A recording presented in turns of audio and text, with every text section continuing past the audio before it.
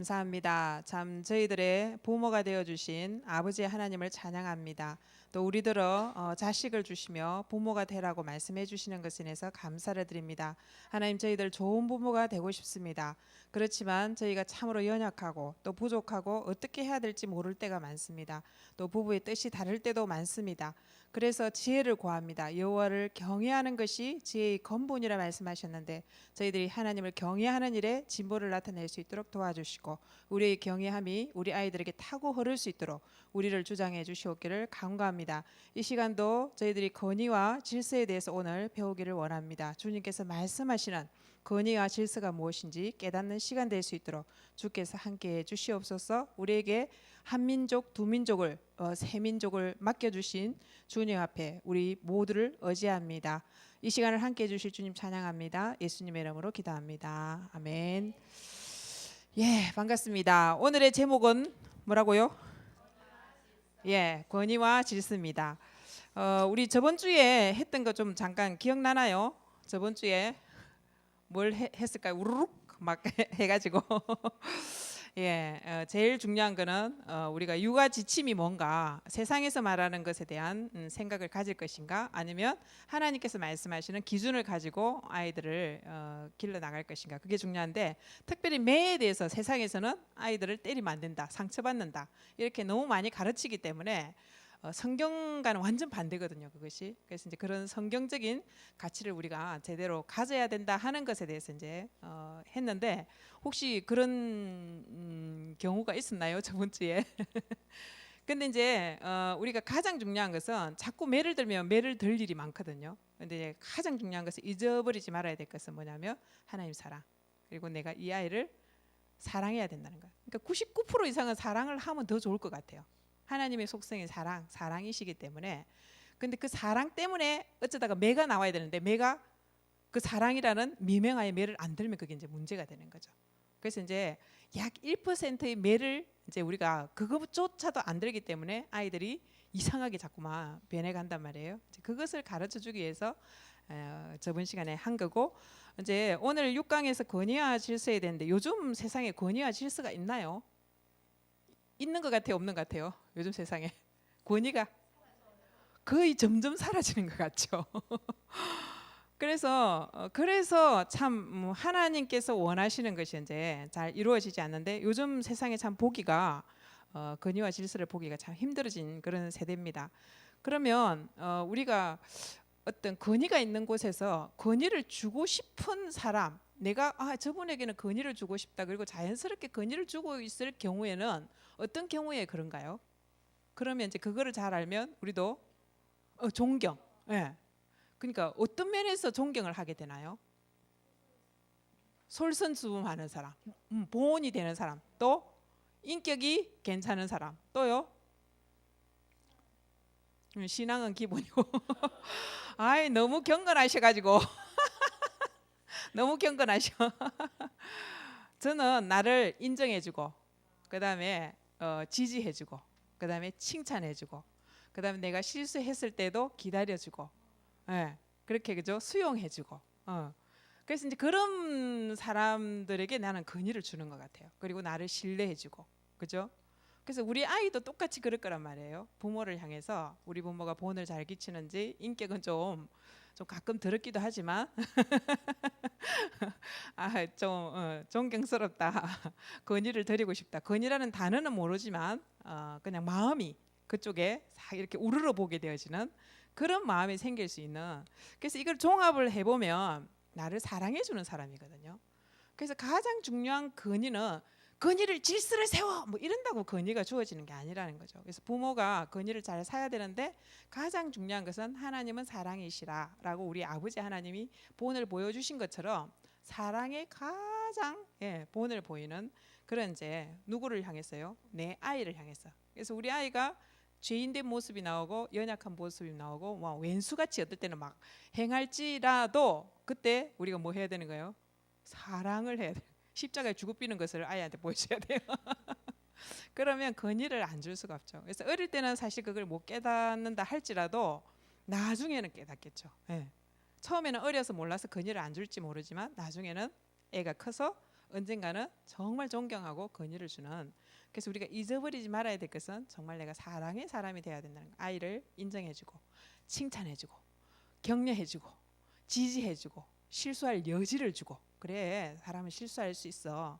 너무 비싼 컵을 깼는데 아이고 이짜겠노 뭐시 어쩌고 저쩌고 컵을 걱정하면 안 되고 다친 데 없나 이렇게 해야 되는데 막 그냥 엉덩이에 손짜기가 날아가면 안 된단 말이야. 그래서 이제 그런 부분에 있어서 우리가 어떤 태도로 아이를 대할 것인가를 좀 많이 생각해 보면서 건의와 질서를 세우는 것이 필요한 것 같아요. 그래서 건의가 세워지면 질서는 순서는 잡혀지게 돼 있다고 이제 우리가 이제 알 수 있는데 인간의 존엄은 똑같아요, 그죠? 근데 절대 권위자는 하나님이시잖아요.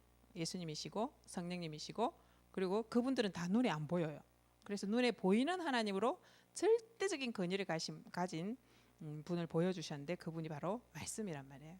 그래서 말씀의 기준이 있기 때문에 우리는 부부가 의견이 좀 달라도 말씀에 가보자 이렇게 가서 하브로타를 하고 언어를 하고 모략을 짜다 보면은 진짜 진리가 뭔지를 아이를 어떻게 해야 될지를 이제 알 수 있게 되어집니다. 그래서 모든 권위의 뿌리이고 모든 절대적인 권위는 어디에 둬야 되냐면 말씀에 둬야 된다는 것을 우리가 알 수 있어요. 그래서 이 권위를 이제 가지고 우리가 지휘를 받고 감독을 받고 그분이 말씀하시는 것을 따라서 통솔해갈 수 있는 그런 이제 부모의 권위를 가지면 좋겠습니다. 그래서 권위가 왜 중요하냐?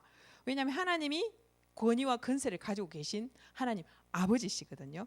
그리고 하나님은 무질서의 하나님이 아니시고 질서의 하나님이시라 그랬어요. 그래야 거기가 화평이 나오고 품위가 있어지고 질서가 이루어진다 그랬습니다. 그래서 학교에서 요즘 교육이 잘 안 돼요. 왜 그럴까요?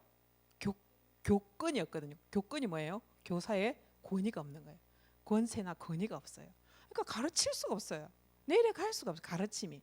그래서 우리가 하나님의 권위를 인정하지 않는 사람은 마음대로 하잖아요. 코람대로로 사는 게 아니고 자기 하고 싶은 대로 하고 살잖아요. 학교에서도 마찬가지로 교사의 권위를 인정하지 않기 때문에 학생이 오히려 선생님 쭉 팬단 말이에요. 질서가 없죠. 이 세상을 어떻게 살아야 될지 모를 정도로 아이들도 혼란 중에 있는 거예요. 어른들이 그런 걸 안 가르치니까. 특별히 집에서 안 가르치니까. 그래서 이제 문제가 됩니다. 그래서 모든 교육의 토대가 이제 권위에 있기 때문에 이것을 꼭 세워야 되고 이게 안 세워지면 아이들에게 가르침이 갈 수가 없어요. 그래서 성경에도 권위와 질서의 봉과 실패가 잘 나오는데 우리가 예수님이 아버지와 부모 자식 간의 가장 큰 모델로서 우리에게 보여주셨잖아요. 그죠? 십자가에 죽기까지 복종하고 계시거든요. 하나님 아버지께 아들이신 예수님께서 복종하고 계신다고. 십자가에 죽기까지. 죽어라. 죽고 계시는 거예요. 그래서 이제 그런 본이 이제 우리에게 있기 때문에 우리 부모 자식 간에도 이런 권위나 질서가 세워지는 것이 아주 중요하다는 것을 예수님을 통해서 알 수 있습니다. 그리고 예수님은 육신의 부모님도 순종했다고 그랬거든요, 그죠? 예. 그리고 이제 뭐 여러 본들이 있는데 그 다윗 같은 경우에는 특별히 잘못된 권위를 만났습니다. 사울을 만났어요.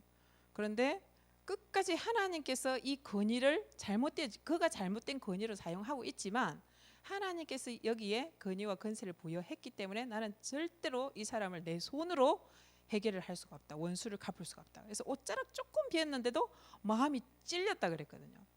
그래서 다윗은 잘못된 권위 앞에서 어떤 권위를 하나님께 드리냐, 누구에게 권위를 드리냐면 하나님께 그 권위를 드리는 거죠. 그래서 잘못된 권위를 이길 수 있는 것은 올바른 최종의 절대적인 권위를 가지신 하나님께 권위를 둘 때 그것을 견뎌 나갈 수 있는 거예요. 그래서 남편과 내가 의견이 다르다. 저렇게 하는 것은 잘못되는 것 같은데 그럼 뭐 어떻게 해야 돼요? 절대적인 권위를 가지신 하나님께 기도하면서 지혜를 가지고 하브로타를 통해서 마음 상하지 않도록 서로 잘 의견을 조율해 가면서 질서를 잡아 나가는 것이 이제 필요하겠죠. 예. 그래서 뭐 여러 애들이 있는데 요셉도 형들이 왔을 때 복수를 안 했습니다. 왜? 하나님이 나를 먼저 보냈다라는 그 권위를 인정했기 때문에 그렇거든요. 안 그러면 복수를 했겠죠. 그 잘못된 이제 권위들이 그 실패들이 권위에 대한 실패들이 많이 했는데 여기에 쭉 나와 있어요, 그죠? 암논과 압살롬. 암논은 장자였지만 장자 명분을 잃고 말입니다. 왜요? 하나님께도 권위를 안 듣고 아버지에게도 권위를 안 둬서 자기 마음대로 그냥 여동생을 친척인 사촌 여동생을 그냥 성폭행을 하잖아요. 그러니까 이 사람은 결국은 죽임을 당하죠. 예, 무질서의 인생이 결국은 죽음, 멸망으로 이제 가게 되죠. 압살롬도 마찬가지예요. 압살롬도 예모는 참 좋았지만 이 권위자이신 다윗 아버지께서 해결을 안 해주셨기 때문에 자기가 건의를 냅니다. 그래도 하나님께 맡기고 해야 되는데, 그래서 결국 복수하다가 자기 머리털 때문에 결국 자기도 죽잖아요, 그죠? 그래서 그거는 권위는 하나님께서 부여하지 않았는데 마음껏 쓰면 이제 결국은 죽게 되어지는 거죠. 그래서 우리 각 곳의 권위자는 그럼 누군가? 우리 보통 이제 운동권이나 또는 이제 잘못 요즘 세속적인 그런 교육을 받은 아이들은 권위에 대해서 타도 대상으로 보거든요. 타도하자 이렇게. 예, 인권이라는 미명하에. 그래서 그거를 타도 대상으로 본단 말이에요. 근데 하나님께서는 권위의 하나님, 질서의 하나님이시라고 말씀하셨죠. 근데 이제 잘못 이해하면 권위주의를 부리죠. 유교 사상에서 권위적이다, 가부장적이다, 뭐 이렇게 잘못된 권위를 너무 많이 부리다 보니까 권위가 잘못되었다라고 잘못 인식을 해서 그런 거죠. 근데 하나님 방법의 권위는 필요합니다. 그래서 가정에서는 부모님이 권위자인데 그 부모 중에서도 더 권위자는 부입니다. 그리고 쌍둥이 새 쌍둥이가 났잖아요. 그럼 누가 가장 권위자일까요? 첫 번째 태어난 아이. 그리고 30초 뒤에 두 번째가 태어났어요. 그러면 두 번째 권위자. 그다음에 1분 뒤에 셋째가 태어났으면 걔는 세 번째예요. 그래서 아이들을 키울 때도 그런 권위를 잘 잡아줘야 돼요. 항상 엄마 아빠가 없으면 형이 이 집의 권위자다라는 것에 대해서 늘 가르쳐주고 교육을 시켜야 돼요. 그래서 누나 말을 들어야 돼, 언니 말을 들어야 돼, 이렇게 교육을 시켜야 돼요. 그게 권위와 질서를, 안 그러면 질서가 없어지잖아요. 그래서 항상 화평의 하나님이 그 속에 계시려면 권위와 질서가 세워져야 된다는 것을 볼 수 있습니다. 그리고 교회에서는 이제 목사님이시고 목자이시고, 그죠? 그렇죠. 그런데 이제 우리가 아이들한테 이 권위에 대해서 오늘 뭐 목사님이 내 마음에 안 맞는 말씀만 하시더라, 뭐 내지 아이들 앞에서 오늘 말씀 별로 은혜가 안 됐다, 뭐 내지는 뭐 은혜되라고 말씀 나누나요? 순종하라고 말씀 나누는 건데, 아이들한테 은연중에 내가 그 권위에 대해서 어떤 태도를 취하고 있는지를 보이는 거예요. 학교 선생님을 향해서도 마찬가지예요. 담임 선생님이 뭘 이렇게 해서 엄마 어쩌고 우리 선생님이 이렇게 해서 이렇게 할 때 내가 어떤 말을 하냐에 따라서 그 아이가 선생님의 권위를 주느냐 무시하느냐, 그럼 그 아이 인생이 달라질 수 있어요. 일단 권위를 줘야지 가르침을 받거든요. 부모가 내 아이의 담임을 무시하고 권위를 완전 까뭉개잖아요. 그러면 그 아이가 학교에 가서 뭐 배우겠어요? 배울 게 하나도 없어요. 무시하고 있고 부모님과 똑같은 감정과 태도를 가지고 이제 그 선생님 앞에서 있기 때문에 배울 수가 없는 거죠. 나라도 마찬가지예요. 예, 문재인 대통령, 그다음에 정치 지도자들이 있잖아요. 참 마음에 듭니까? 마음에 안 드는 것이 많을 수도 있어요. 그런데 어떻게 해야 되냐면 아이들 앞에서는 그거를 무시하면 안 돼요. 왜냐하면 질서를 지켜야 돼요. 하나님께서 그 분에게 통치권을 주셨거든요. 모든 통치자는 하나님이시거든요. 그래서 그 잘못된 권위가 있다면 누가 처리를 하셔야 되냐면 하나님께서 처리하시도록 맡겨야 되는 것이 우리가 해야 될 테고요. 그러니까 기도해 줘야 되는 거죠, 그죠? 그리고 우리가 이제 이런 걸 많이 보잖아요. 큰 트럭이 신호 위반을 했어요. 근데 저 앞에 경찰 아저씨가 키가 170밖에 안 되는데 경찰 아저씨가 호로록 하면서 호로록이 불면서 오라 그래요. 트럭 아저씨가 갈까요, 안 갈까요? 왜 가요? 권위가 있거든. 큰 덤프 트럭을 타고 가는데 경찰 아저씨, 조만한 아저씨가 꼭 가야 돼요. 권위가 있기 때문에. 그래서 그런 것처럼 우리가 어떤 영역에 있으든지 권위를 가지고 질서를 지키고 화평의 하나님을 경험하는 그런 태도를 보이는 것이 부모의 본이 아주 중요할 것 같습니다. 유대인들은 이혼을 하고 싶잖아요. 그러면 누구를 찾아가요? 랍비를 찾아가요. 랍비가 안 된다 그러면 이혼을 안 해요. 거기에 항상 권위를 두기 때문에.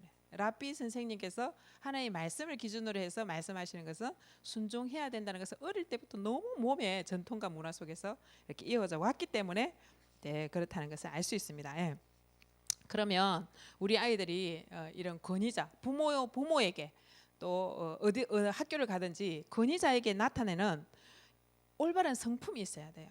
이 아이가 성숙하다, 성숙하지 못하다라는 것을 측정할 수 있는 기준이 되기도 합니다. 그러면 내가 지금 아이한테 말하고 있는데 아이가 딴청을 피워요. 그럼 나한테 권위를 주는 걸까요? 안 주는 거죠. 그래서 꼭 눈을 쳐다보면서 말을 듣고 순종까지 할 수 있는 아이가 될 수 있도록 잘 지도하고 가르치는 것이 내 권위를 세우는 겁니다. 그리고 순종을 해야 되죠. 말만 듣고 이렇게 한쪽 귀로 듣고 한쪽 귀로 샥 흘리고 흥 피치 이러고 간다. 그럼 다시 불러와서 또 가르쳐야죠. 어떻게 할 때까지? 즉시. 그다음에 기쁘게. 입이 쑥 나오면 안 돼요. 일로 와 해야 돼. 다시 가르쳐야 돼. 기쁘게 순종해야 되는 걸 가르쳐야 되고, 불평을 하면서 가면 안 돼요. 뭐시라 방언을 하면서 가면 안 돼. 불평을 하지 않고 지시하지 않은 것까지, 오리를 가자면 심리까지 가서 내가 시키지 않은 것도 할 수 있는 아이가, 그런 아이의 순종이 될 수 있도록 그 수준까지 내가 해야 되겠다는 항상 기준을 가져, 지침을 가지고 있어야 돼요. 안 그러면 뭐 저 정도야, 아이 귀여워라, 말 안 듣는 것도 귀엽네 이러고 놔둔다고. 요즘 부모들이 그렇다고요. 기를 살려야지 이러면서 불순종하는 것이 마치 기인 것처럼 그렇게 이제 착각해서 가르치는 거죠. 그다음에 이제 예의가 있게 대하냐, 나한테나 선생님에게, 어딜 뭐 주일학교 선생님에게, 어딜 교회 와도 그렇고 어딜 가도 그렇고 인사를 잘하는지, 그건 굉장히 중요한 거거든요. 그래서 인사는 참 중요한 겁니다. 그리고 이제 우리가 집에서 뭐 맛있는 게 생기잖아요. 그리고 식사 시간이 됐어요. 보통은 이제 아버지들은 바쁘니까 늦게 오시고, 뭐 어떨 때는 또 너무 서로 바쁘니까 니부터 먹어라 이러면서 그러는 케이스가 참 많잖아요. 근데 그런 것도 굉장히 중요한 거죠. 옛날에 우리 어머니들이 어떻게 하셨을까요? 유교적인 어머니들. 따로, 아버지 밥은 따로 건드리지 말아라. 이 건드리면 찰싹 맞고 이제. 근데 요즘은 그런 개념 자체가 없어요. 그건 이제 유교적인 건데, 성경에서는 뭐라 그랬냐면 어쨌든 아버지가 집안의 권위자기 때문에 먼저 항상 맛있는 거 있으면 아버지 거 이렇게 아이들로 하여금 챙겨 놓도록 그렇게 이제 가르치는 것이 필요하죠, 그렇죠? 그리고 이제 효도하는 거, 감사를 잘 표현을 한다든지, 또 뭐 자기 방 정리를 잘한다든지. 그래서 효도가 무슨 물건을 선물을 사주고 이런 게 아니고, 자기 일을 자기의 위치에서 잘 감당할 수 있으면서 효도를 할 수 있도록 그렇게 가르치는 것이 필요하겠습니다. 그다음에 나를 향해서, 부모님을 향해서 존중하는지. 그래서 존댓말이 굉장히 중요하거든요. 그 존댓말이 훈련이 안 되면 부부끼리 존댓말을 쓰세요. 본을 보여야지. 부부끼리는 반말 찍찍 까면서 아이들 보고 존댓말을 쓰라 그러면 안 되겠죠, 그죠? 본을 보여주면서 그렇게 하다 보면 아이가 더 예의 있게 되어지고, 더 존중하는 그런 말투와 감사의 태도가 나오겠죠. 그리고 부모를 위해서 기도 제목을 주면서 엄마 아빠를 위해서 꼭 이렇게 기도해줘 이렇게 가르쳐야 돼요. 그리고 함께 가정 예배를 드릴 때 엄마 기도 제목, 아버지 기도 제목 가르쳐줘야 돼요. 어머니, 아버지 하면서.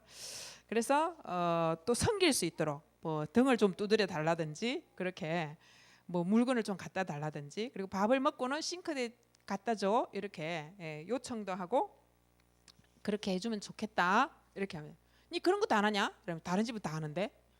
그런 게 문제인 거예요. 말의 표현이. 네가 이렇게 해주면 참 좋겠어, 네가 이렇게 해주니까 엄마 너무 행복해, 이러면 애가 안 하겠어요. 하나님께서 우리에게, 하나님에게 순종할 수 있는 DNA를 원래 창조하셨단 말이에요. 근데 순종하고 싶어 해요. 우리가 순종을 안 하면 불안해요. 우리 스스로. 우리 안 그랬어요? 어릴 때 자라면서 그랬잖아요, 그죠? 순종하고 싶고 부모님을 기쁘게 해드리고 싶고. 근데 부모가 너무 그런 걸 안 가르치고 너무 세속적으로 가르치다 보니까 아무런 개념이 없으니까 애들이 이제 이상해지게 되겠죠, 그죠? 그래서 잘 표현을 하면 좋겠어요. 야, 그렇게 해주면 참 좋겠다. 그렇게 해주니까 너무 행복해. 야, 너무 기분 좋다 오늘 네가 그렇게 하니까. 네가 오늘 숙제를 다 해서 너무 좋아. 조그마한 것을 했을 때 그렇게 표현을 하면 되는 거죠. 비난해가지고 절대로 변화가 안 돼요.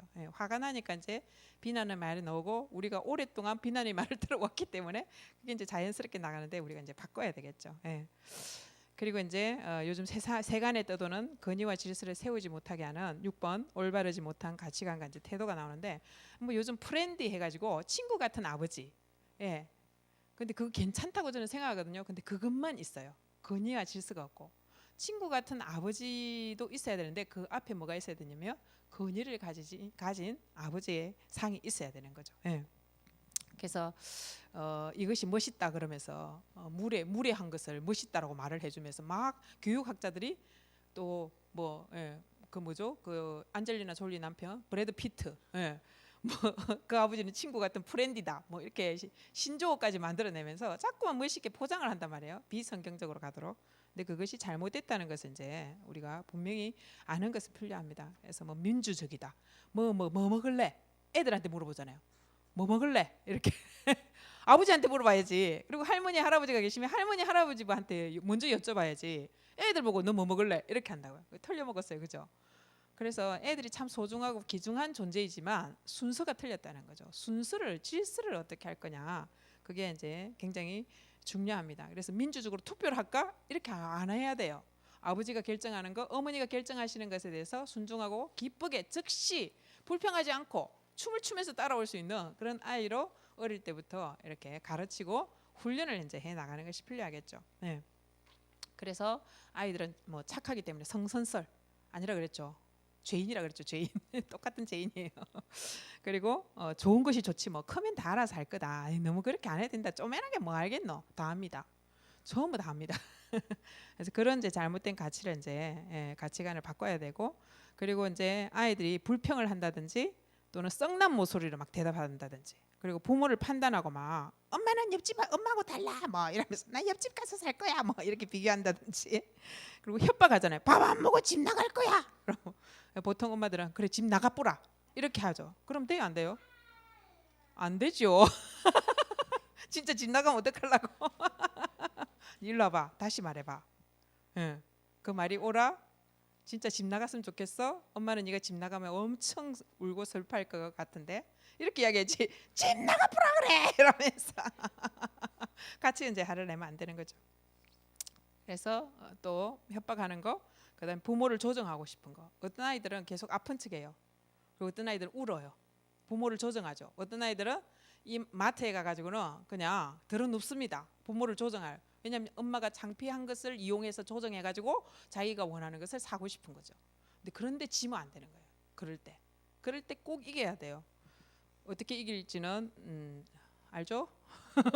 모르나요? 보통 우리가 아이가 권위와 질서를 안 지키고 나한테 순종을 안 하려고 할 때 일단 화를 내면 안 돼요. 화를 내면 안 되고 비난의 말, 정죄의 말, 심판의 말 절대 쏟으면 안 돼요. 어떻게 심호흡 한 3번쯤에 크게 깊은 숨을 쉬고 얼굴 표정을 무표정으로 만들어요. 그리고 엄마 간다 너 잘 있어. 그러고 그냥 오면 돼요. 그럼 걔가 계속 들어누워 있겠어요? 근데 진짜 부끄럽고 하다 보니까 그래 사줄게 다 대부분 그렇게 한다면 그러면 조정 당하는 거죠. 그럼 권위가 없어지는 거예요. 누가 권위를 잡은 거예요? 걔가 권위를 잡은 거죠. 질서를 누가 잡은 거예요? 걔가 잡은 거예요. 그 우리 거꾸로 이제 순종을 해야 되는 거. 우리가 순종을 해야 되는 거. 힘을 누가 가진 거예요? 아이가 가진 거죠. 그래서 힘을 가지고 좌지우지하는 거. 이렇게 하면 되는 거. 협박도 통하고 조정도 다 통하네 우리 부모는. 그래서 아이들이 말을 어떻게 그렇게 해가지고 듣겠어요? 안 듣죠. 이게 무기다. 그래서 힘을 쓰는 거죠. 그렇게 절대 넘어가서는 안 된다는 거. 그리고 이제 사춘기 때 가면 뭐 옷차림이라든지 화장하는 거라든지 그런 것들이 어릴 때부터 그게 순종하는 걸 못 배웠기 때문에 그게 이제 심각해요. 이 벌게 지자 먹는 듯이 발라가지고 온단 말이에요. 그거 어떻게 해요? 어떻게? 그 순종하겠어요? 지금 순종하라 한다고 그죠? 안 되잖아요. 13세 전에 많이 99% 사랑해주고 정말 안 되는 1%를 봤을 때는 매를 들고 따끔하게 고쳐야지 그게 이제 권위와 질서가 잡힌다는 것을 알 수 있습니다. 그래서 우리 사무엘상 15장 23절 말씀에 보면 부모를 거역하고 하나님을 거역하는 것은 점치는 죄라 그래요. 죄라고 딱 나와 있어요. 거역은 말 안 듣는 거, 불순종하는 거, 죄다 이렇게 나와 있고, 완고한 것은 고집이 센 것은 사신, 그러니까 사악한 우상에게 절하는 죄다 이렇게 나와 있습니다. 우상에게 절하는 것과 똑같다 그랬어요. 그래서 거역하고 말 안 듣고 고집 부리는 것은 굉장히 심각한 죄라는 것을 우리가 알아야 됩니다. 예. 그리고 잠언 17장 11절 같이 한번 읽어보겠습니다. 시작. 악한 자는 반역만 힘쓰나니 그러므로 그에게 잔인한 사자가 보냄을 받으리라. 예. 악한 자는 반역, 거역하고 불순종만 힘쓴다고 그랬어요. 죄인은. 그러므로 그에게 그 반역만 힘쓰는 불순종을 많이 하는 아이에게는 누가 간다고요? 잔인한 사자가 보냄을 받으리라. 저는 이 말씀을 보면서 ADHD가 생각났어요. 부모를 협박하고 부모를 조종하고 자기가 원하는 대로 모든 것을 다 하는 아이들의 성품은 어디서 나오냐면은 여기서 나와요. 경계선을 안 주고 절제를 안 시키고 통제를 안 시키고 노라는 말을 못 들어본 아이는 꼭 이런 성품이 나와요. 그래서 ADHD가 한글로 하면은 주의력 결핍 과잉 행동 장애잖아요. 근데 영어에 보면 attention을 못해요. deficit 이게 결핍이라는 뜻이거든요. attention이 결핍돼 있어요. 그리고 hyperactivity 자기가 행동해야 될 것보다도 더 올라가가지고 도저히 이게 과잉으로 너무 도가 지나치게 행동을 하는 거예요. 그리고 disorder 질서가 없어요. disorder 왜냐하면 경계선을 주면서 여기까지야라고 질서를 잡아준 적이 부모가 없기 때문에 이럴 수밖에 없는 거예요. 그래서 부모가 지침을 주고 여기는 넘어가면 안 돼. 얼굴 표정을 딱 정색을 해가지고 화 안 내도 돼요. 정색을 하고 목소리를 딱 낮추면 돼. 높일 필요 없어요. 너 그렇게 하면 밥 먹기 싫어? 그러면 밥 안 먹어도 돼. 그런데 물만 먹을 수 있어. 다 한 끼니까지. 그렇게 할 수 있겠죠. 그게 더 쉽지 않아요? 근데 우리 쌍뿔이 난단 말이야. 잘 안 돼요. 그래서 하나님 앞에 기도를 많이 해야죠. 우리 힘으로는 안 돼요. 그래서 하나님 저에게 지혜를 주세요. 저에게 신의 성품, 하나님 성품이 제가 그렇게 죄인이고 원수되고 연약한 모습을 볼 때 이 성품이 나오게 해주세요.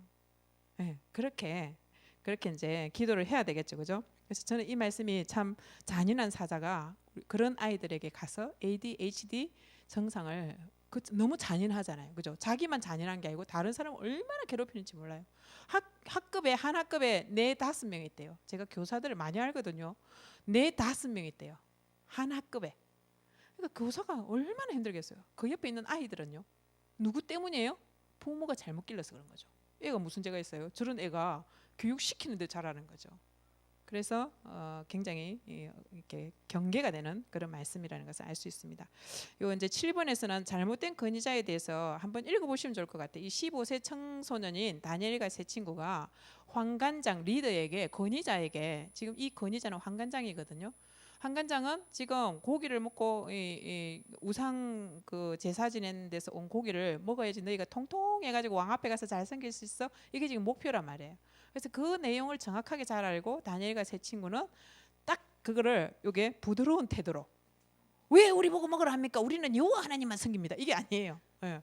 올바른 태도로 내가 이런 마음이 있습니다. 우리는 양심을 더럽히지 않고자 하는 마음이 있습니다. 그리고 고기를 먹어야지 잘생긴다는 의도는 저희가 마음을 읽어준 거죠. 그리고 그런데 우리는 이렇게 해도 더 건강하게 잘생길 수 있습니다. 더 야채를 먹어도 더 건강 할 수 있습니다. 그래서 건의자에게 올바른 요청을 하죠. 한 10일간 테스트를 해보시면 어떨까요? 이렇게 올바른 요청을 하면서 기도합니다. 또 다니엘은 저 뒤에 가면 건의자에게 대들지 않아요. 그죠? 황금신상에 절을 하면 사자굴에 넣는다 그랬어요. 근데 다니엘은 그 다리오 왕하고 엄청 친한 사람이었거든요. 그런데 그 건의자한테 말 안 합니다. 어떻게 해요? 문을 헐쩍 열어놓고 더 높은 건의에게 기도를 하죠. 기도가 실력이고 기도가 우리 아이들을 변화시키고 나를 변화시키는 굉장히 중요한 관건의 부분이기 때문에 기도가 우리 실력이 돼. 부모의 실력이 돼야 돼요. 기도 안 하면서 잘 안 돼요. 쌍뿔 나요. 이러면 안 돼요. 당연해요. 그는 기도를 안 하니까. 내가 십자가에서 죽지 않는데 십자가에 죽기까지 복종하지 않는데 어떻게 그게 되겠어요. 그죠? 그래서 기도가 우리 실력이 돼야 되고 또 우리 자녀들에게 기도하는 뒷모습을 보여줄 때 우리 자녀들이 와 뭔가 다른 게 느껴진다. 건의를 드릴 수밖에 없어. 우리 어머니 아버지에게는 그렇게 할 수 있는 모습을 보여줘야 되겠죠. 그러면 어떻게 건의를 회복할 것인가? 아까 뭐 계속 이야기했어요. 본을 보여줘야 건의자에 대해서 교회 가면 교회 목사님에게 뭐 인사를 잘 시키든지 목자 부부에게 인사를 잘 시키든지 어른 머리 하얀 할머니 할아버지 내보다 어른이면 인사를 잘 할 수 있도록 그거를 계속 가르쳐주고 내가 본을 보여줘야 되겠죠, 그죠? 그리고 이제 자녀에게 내가 나눠준 건의가 있으면 도로 다 뺏어와야 돼요. 자녀에게 건의를 주면 안 돼요. 뭐 시켜 먹을 때도 마찬가지고 부모가 결정해야 돼요. 뭐 먹을래? 그게 사랑이 아니라고요. 부모가 결정해서 네 몸에 좋은 거를 결정한다 이렇게 해줄 수 있어야 되겠죠. 그래서 회복하려면 제일 중요한 거 99% 해야 돼요? 상을 많이 줘야 돼요. 어떤 상? 칭찬의 상, 격려의 상, 이해해주는 상. 나는 너를 향해서 항상 마음이 열려 있어. 그리고 따뜻해 마음이. 그리고 다 이해해. 그리고 실수할 수 있어. 이런 마음이 99%가 아이에게 전달돼 줄 수 있도록 저는 그게 너무 중요하다고 생각하거든요. 그런데 1% 매를 안 때린다. 그러면 문제가 돼요. 그래서 그게 경계선을 안 주는 거기 때문에 아까 잔인한 사자와 같은 ADHD가 아이에게 찾아갑니다. 그렇게 하지 않도록 그렇게 하는 것이 필요하고 그다음에 건의 회복을 위해서 자녀의 효도와 순종을 받아야 됩니다. 효도를 가르쳐야 돼. 저는 어릴 때부터 가르쳤거든요. 20살이 되면 나는 더 이상 너희를 뒷받침해주지 않을 거다. 경제적으로 독립해라. 이렇게 했는데 지금 그렇게 하려고 애들이 많이 애쓰고 그렇게 선언을 하고 받아가긴 하지만 어릴 때부터 그리고 효도할 걸 계속 가르쳐요. 저는 내한테 효도해라가 안 그러고 아버지를 계속 빌어가지고 아버지한테 할머니한테 전화드려라. 그 다음에 아버지 생신이 되니 어떻게 하냐면 일부러 미리 물밑 작업을 해서 아이들한테 효도 교육을 시켜왔어요. 어릴 때부터. 그래서 이제 지금도 그래서 편지 쓰고 이런 걸 잘해요. 선물도 잘 주고 큰 선물은 아니지만 뭐 꽃 한 송이, 그 다음에 뭐 편지글 선물 그게 굉장히 좋은 것 같아요. 그래서 이제 그런 거. 근데 보면 제가 항상 저거 생일이나 뭐 어린이날이나 제가 써준 그 글씨체예요. 내한테 주는 글씨체가.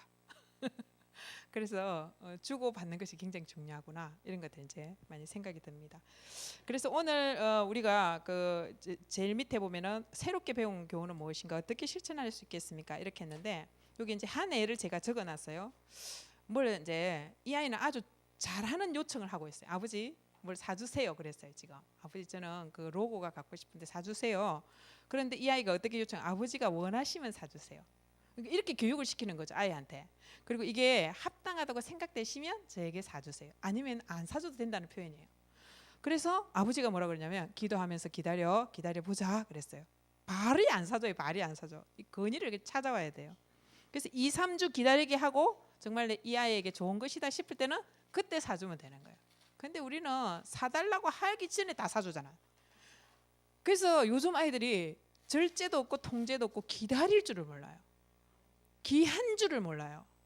지우개가 돌아다니고 연필이 돌아다니고 아무도 안 찾아. 옷도 우리도 뭐 어디 비전 캠프를 가고 어디 트립을 가잖아요. 아무도 안 찾아. 양말도 안 찾아가고 암송 캠프 가도 안 찾아가요. 기한 줄을 몰라요. 왜냐하면 미리 부모님이 마트에 가서 대량으로 사갖고 다 채워줬기 때문에 그게 아주 안 좋은 문화인 것 같아요. 그게. 그래서 기다리게 하고 통제하게 하고 건의를 인정하고 올바른 태도로 그렇게 취할 줄 알게 하는 이거는 아주 사소한 예인데 그렇게 아이들에게 그렇게 이제 건의를 가지고 해준다는 것은 이런 여러 가지 영역에 있어서 의미를 갖는다 하고 이제 생각하시면 좋겠습니다. 그래서 여러분들이 중요한 것은 매를 때려야 된다. 세상에는 매를 안 때려야 된다. 뭐 이렇게 말을 하지만 매를 여기는 때려야 된다. 이렇기 때문에 매만 들고 춤을 추고 다니면 절대로 안 된다는 것을 강조해드리고 싶습니다. 그래서 부모의 사랑이 끈이 되어서 사춘기가 됐을 때도 언젠가는 집에 돌아와서 이 아이가 제대로 자랄 수 있게 해주는 것이 사랑의 끈이지 매는 아니거든요. 그래서 그거를 기억하시고 건의와 실수를 잘 회복하시면 좋겠습니다. 감사합니다. 여기까지 질문 있습니까? 없지요? 예.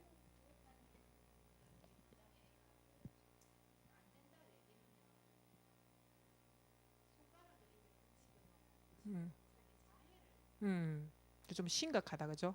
음, 음, 음, 음, 음, 그럴 때는 어떻게 해야 되냐면 이제 아 질문이 뭐였냐면 한 아이가 얘기해도 돼요 이거? 아니 그러니까 누군가가 이걸 들을 때 익명이라도 상황이 사건이 그래요. 대신 그럼 질문하는 거네요. 아이가 자기 요청을 안 들어줄 때에 입에 손을 넣고 깨물고 자해하고 2시간 이상 우는데 토하고 그거는 한번 성부를 봐야 돼요. 아이하고. 어, 괜찮아요. 그러니까 이제 이 아이가 지금 그걸 가지고 부모를 조정하는 거잖아요. 그죠? 그리고 협박까지 지금 있잖아요. 음, 음. 그러니까 그 아이가 안 죽거든요. 그래서 한번 아이를 면밀하게 이제 옆눈으로 잘 살펴보면서 한번 성부를 봐야 돼요. 그리고 이제 너무 깨물어서 뭐 피가 난다 뭐 그럴 때는 손가락을 뭘 감아주더니 그래 피가 나는구나 데일밴드를 바르자 표정을 해도 돼요. 그럴 때는 성부를 볼 때는 우리 엄마가 좀 달랐는데 계속 눈치 보거든요. 그리고 그래 나는 네가 울 때까지 기다릴게 안 울면 얘기하자 라든지 그렇게 하면서 아이한테 조정을 안 당하는 것을 보여줘야 돼요. 한 번은 승부를 해서 싸워서 이겨야 돼요. 그러니까 막 아이를 세게 싸워서 이기라는 뜻이 아니라 이 아이의 그것을 힘들지만 기싸움을 해야 되는 거죠. 내가 건의를 가져와야 돼요. 힘을 내가 가져와야 돼요. 지금 그 아이가 힘을 건세를 부리면서 부모를 아래 두고 내 말을 들으라는 거잖아요. 니는 내 밑에 있으라는 거잖아요. 근데 이거는 잘못된 거잖아요. 그래서 질서를 가지려면 내가 부모의 힘을 가져와야 되는 거죠. 그럼 그 힘을 어떻게 가져올 거라는 거죠. 협박과 조정이 아무 소용이 없다는 것을 부모가 보여줘야지. 좀 손가락 잘라지지 않을 정도로 할 거예요. 걔도 자르지는 않을 거예요. 절대로. 조정하고 협박용으로 쓰는 거기 때문에. 그리고 토해도 괜찮아요. 네가 토했구나 라고 아무렇지도 않다는 듯이. 그런데 네가 토하지 않았으면 좋겠어. 네가 손을 깨무니까 엄마는 마음이 너무 힘드네. 마음이 너무 아프네. 네가 그렇게 안 했으면 좋겠네. 이렇게 했으면 참 엄마는 행복하겠는데. 이렇게 계속 가르쳐주면 애가 지침을 기준을 가지게 되는 거죠.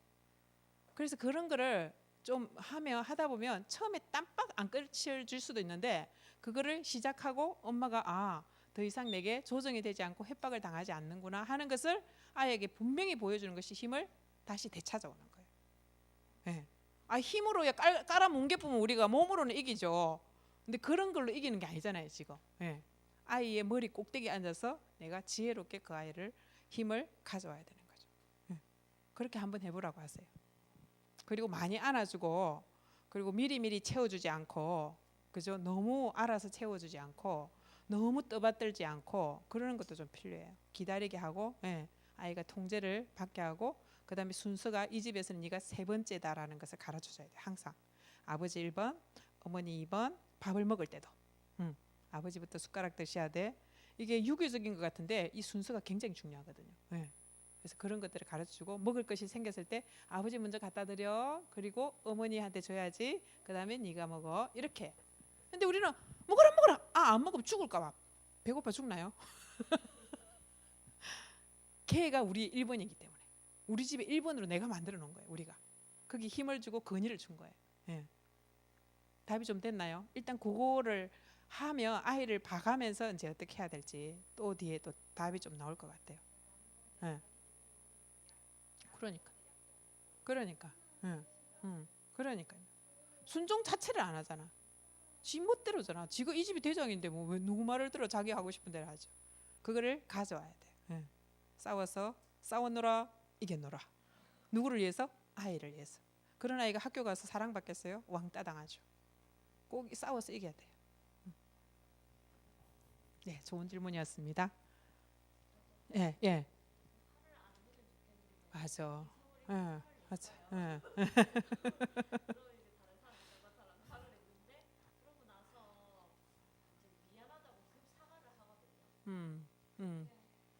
근데 이제 어쨌든 이래요. 우리가 어떤 상황이 생겨서 내가 너무 뚜껑이 열려서 화를 냈잖아요. 그죠? 화낸 거는 잘못했어요. 그래서 화낸 것 자체를 미안하다고 해야 돼요.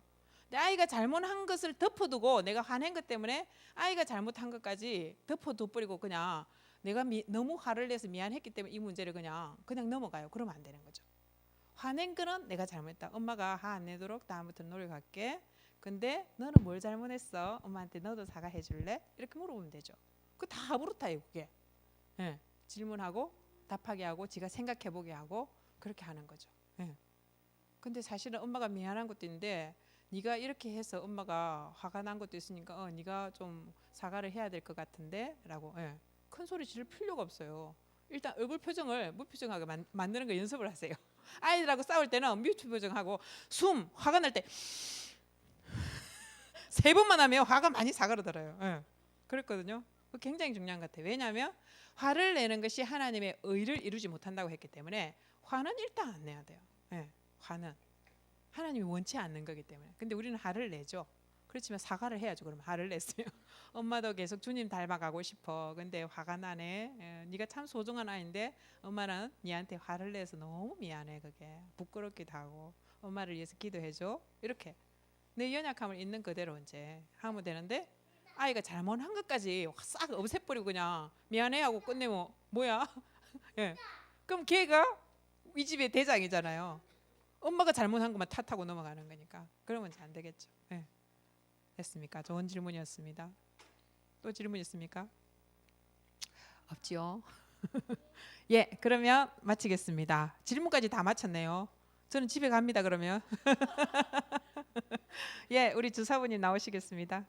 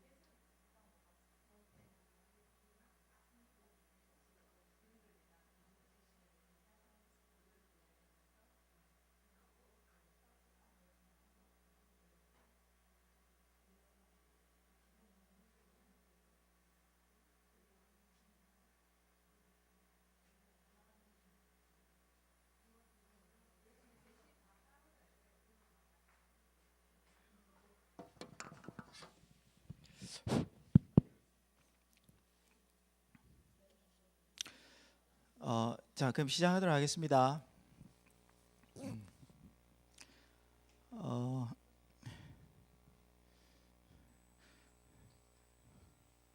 복습하는 것만 남습니다. 그래서 리뷰 똑같은 질문입니다. 근데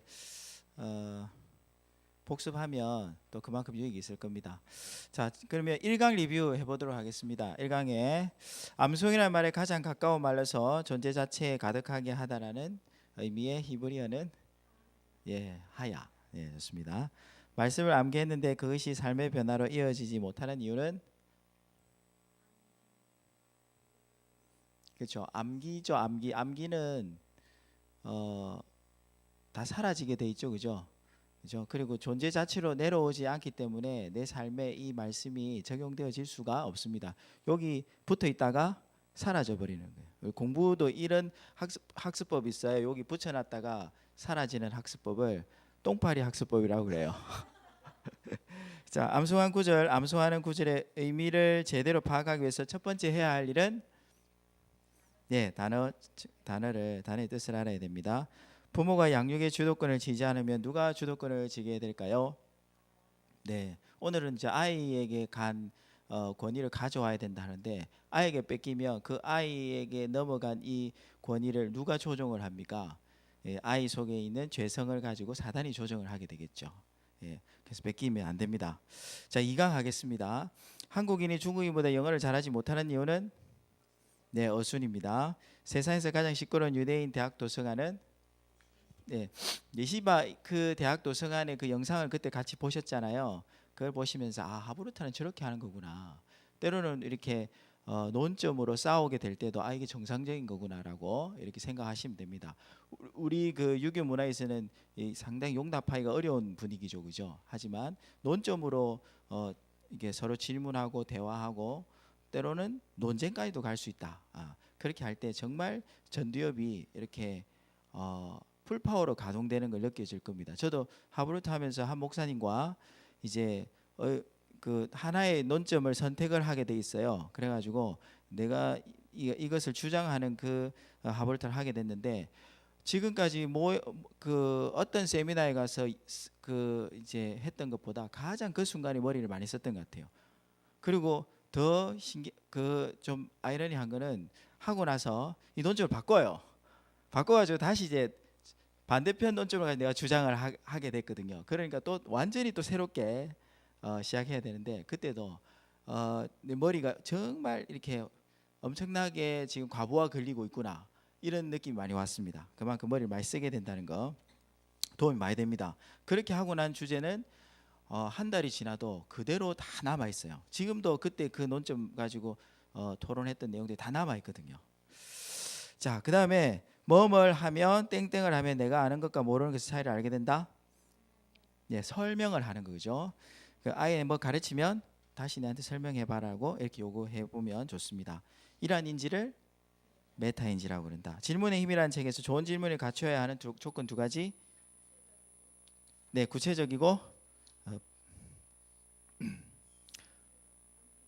본질적인 거. 배우는 과정에서 기억률의 효율이 가장 낮은 것, 가장 높은 것. 가장 낮은 것은 듣기, 가장 높은 것은 말하기. 설명이죠. 낮은 것은 몇 프로? 하루 기준으로 5%. 그 다음에 설명한 것은 90%. 일반 하브루타와 성경 하브루타의 차이점을 잘 설명한 두 개의 영어 알파벳은 X와 V. 그죠? V죠. X의 중간에 여기는 뭡니까? 그 빨간 점 기억나세요? 그렇죠. 말씀입니다. 자, 조선시대 세종이 경연에서 가장 자주 사용한 말은 경의 생각은 어떠한고? 히브리어는 마타오 셰프. 자, 영어식 표현에 just do it에 해당하는 일단 먼저 순종한다. 일단 먼저 해본다는 뜻의 유대인 정신은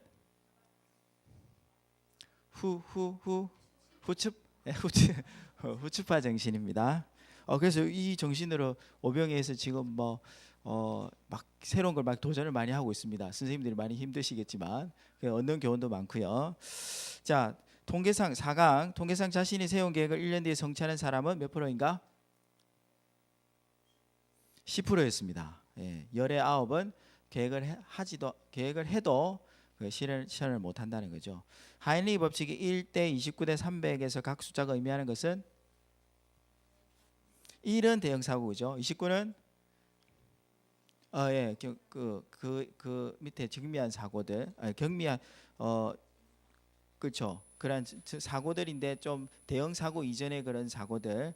300은 경미한 그런 조짐들, 사고들. 이거를 반대로 해서 우리가 300번에 성공을 하면 29번에 작은 성취를 하고 그다음에 한 번에 사람이 변화되어지는 그런 성취를 할 수 있다라고 말씀을 드렸습니다. 목표 그 성취의 기술에서 변화를 위해 관리해야 하는데 관리를 위해서 해야 하는 활동은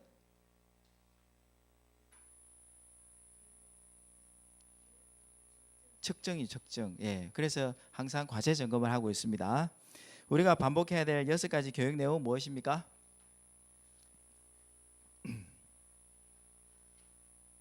네. 기억나시는 거 있으세요? 네. 당연히 말씀 교육이 들어가야 되겠죠. 그죠? 그다음에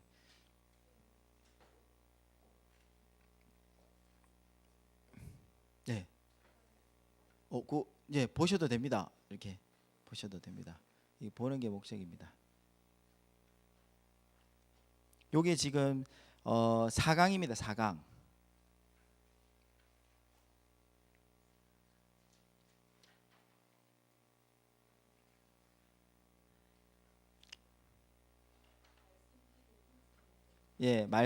말씀 기도, 그다음에 인성 교육, 경제 교육, 그다음에 고난의 역사 교육, 또 하나 뭐 있습니까? 네? 성교육이 있죠. 성교육. 그다음에 5강 지지난주에 했습니다. 복음을 통해 거듭나기 전 한 사람의 마음을 옥토로 만들기 위해서 부모가 집중해야 할 교육은 인성 교육이었습니다. 자, 성서적인 칭찬을 할 때 일반적인 칭찬보다 더 관심을 가져야 할 부분은 나 여호와는 사람은 외모를 보거니와 나 여호와는 중심을 보여. 그러니까 그 사람의 마음의 동기, 과정 이런 것도 중요하다 했죠. 그래서 그거를 칭찬하셔야 됩니다. 자, 성경의 7번의 용례를 볼 때 고집이라는 단어를 치면 7번의 그 용례가 나옵니다. 근데 그것을 쭉 볼 때 고집은 곧 죄다 이렇게 나와 있습니다. 지난주 추천한 두 권의 책 제목 이름은 현 박사님의 인성교육 4권까지 있습니다. 좋은 책입니다. 또 하나는 권창규 목사님의 자식농사 주안에서 내 마음대로 된다. 그다음 아이가 원하는 대로 해주라고 주장한 미국의 실용주의 교육 철학가는 누구입니까? 존 듀이. 품성 칭찬의 3단계에 대해서 말해보세요. 이랬습니다. 첫 번째는 칭찬에 뭐를 정한다? 주제를 정한다. 그 다음에 구체적인 사실을 언급한다. 세 번째는 주변에 끼친 영향을 이렇게 말해준다. 다음 중 자녀 교육의 성공 여부를 말해보세요. 이랬는데 아담, 노아, 아브라함, 이삭, 다윗, 엘리, 사무엘 있습니다. 아담 성공했습니까? 실패했습니까? 50%입니다. 노아는 완벽한 본이 되시는 거죠. 그 다음에 아브라함은 잘했죠. 이삭, 그 다음에 야곱 이렇게 내려갔으니까. 그래서 우리가 아이야 대학입니다. 이삭도 잘했죠. 다윗은요. 우리가 생각하는 다윗은 근데 자녀 교육에는 실패한 인물이죠. 그 다음에 엘리 실패했죠. 사무엘은요. 그 영성의 인물도 자녀 교육에 실패를 했습니다. 그래서 사무엘 때 하나님 직접 통치하시는 사사시대가 끝나버리고 이제 왕정시대가 오게 됩니다. 자, 문제사항에 대하여 가르침의 종류에 대해서 선택할 수 있는 5가지는 무엇입니까? 이랬습니다. 어떤 문제사항이다 이러면 이 5개 중에 하나를 선택해서 진행을 하셔야 됩니다. 첫 번째는 뭡니까? 애가 몰라서 그랬다 이러면 어떻게 해줘야 됩니까? 가르침, 그 다음에 가벼운 책망, 그 다음 강한 책망, 그 다음 벌, 그 다음 이렇게 되겠습니다. 자, 이제 파워포인트를 그래서 과제 점검은 했고요. 한참 지났네요. 제가 여기서 이제 좀 넘기기로 했는데 이 거리가 좀 멀어서 천천히 넘어가는 것 같아요. 저 마우스로 저기 그 왼쪽에 있는 모니터 파워포인트 거기 한번 찍어주세요. 안 되는데 뒤로 가야 되나? 그러니까 자매 보실 때에 제일 왼쪽에 있는 모니터에 밑에 있는 화면 예, 거기 됐습니다.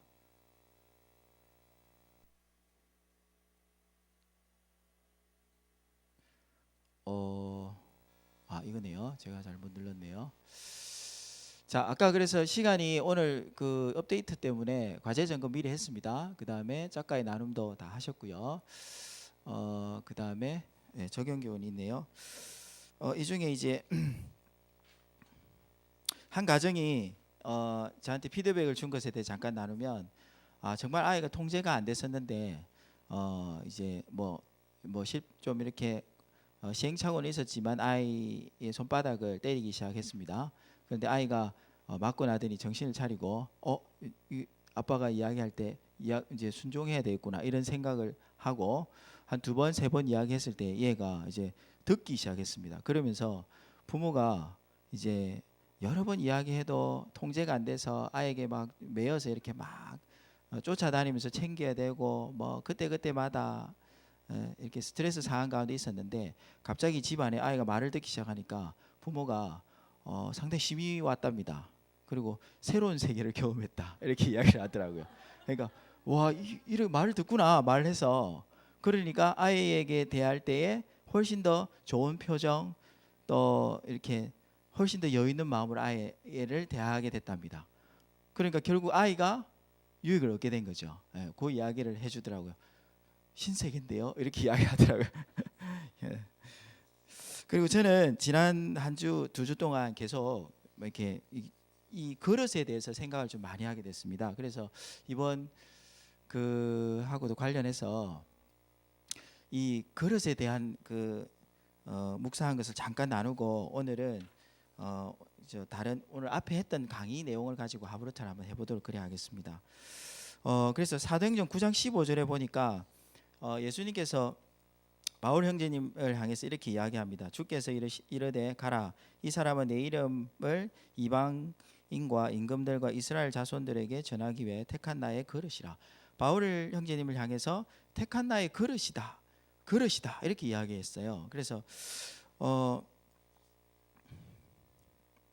바울은 사실은 예수님 안 믿는 분이었잖아요 그때는, 그죠? 근데 엄격한 어떤 유대주의 교육을 통해서 바리새인으로서 이분이 어떤 그릇으로 준비가 돼 있었던 것 같아요 이미. 그런데 예수님께서 이 바울 형제를 부르셔서 그 그릇에 있는 내용을 새로운 것으로 바꿔주신 것 같아요. 그래서 이게 사람은 이런 그릇처럼 준비되어져야 하는구나에 대해 생각을 많이 했습니다. 저를 볼 때 나는 왜 이렇게 그릇이 이 모양일까 이런 생각도 많이 하게 되고, 또 제가 다양한 사람들을 만나게 되는데 특히 이제 우리 아이들을 많이 만나죠. 아이들도 보면 조금씩 다른 것 같아요 이렇게 그릇이. 물론 지금 그 과정에 있어서 나중에는 어떻게 될지 모르지만 지금 그 아이의 모습을 딱 보면 이 아이는 정말 자존감도 높고 뭔가 이렇게 태도도 좋고 참 그릇이 잘 준비되어져 가고 있다 이런 아이도 있는 반면에 또 어떤 아이들은 좀 안타까운 경우도 있어요. 그래서 어떻게 하면 이 우리 자녀 교육을 할 때에 우리 자녀들이 정말 이런 하나님 쓰실 수 있는 그런 큰 그릇으로 준비될 수 있을까 고민을 많이 하게 됐습니다. 계속 생각하게 됐어요. 그래서 성경에는 디모데후서 2장 21절에 보면 그릇의 깨끗한 것에 대해서는 말씀하고 계세요.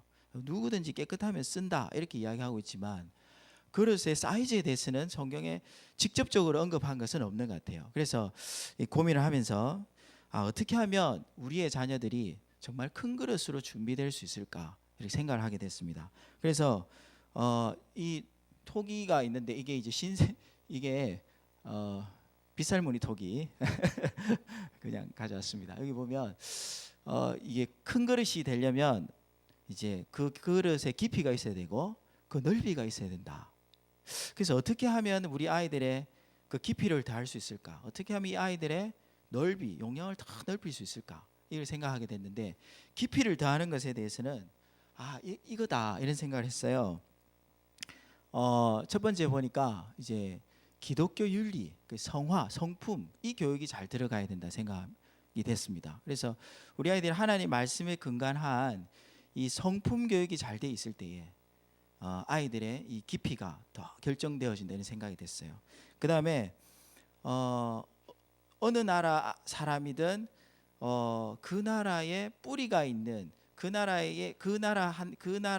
그 민족으로서의 그런 정체성을 가진 사람이 돼야 그 사람이 정말 깊이가 있다. 그러면 한국 사람은 코리안 크리스찬이 돼야 되고 미국 사람은 미국 크리스찬이 돼야 되고 그래서 우리가 가지고 있는 고유한 전통 문화를 이 아이에게 잘 전달해 줘야 된다 이런 생각을 했습니다.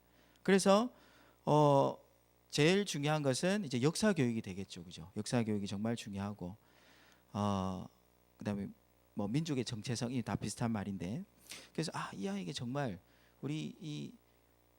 우리의 역사를 잘 전달해 주는 이런 교육이 정말 되어야 된다 이런 생각을 했고 그 다음에 위인전도 생각이 들었습니다. 왜냐하면 이게 원리들이 적용이 되려면 본이 있으면 참 아이들이 따라하기가 쉽잖아요. 그래서 이 위인전은 그런 본을 잘 소개하는 내용들이니까 위인전을 어렸을 때부터 잘 읽혀야 된다.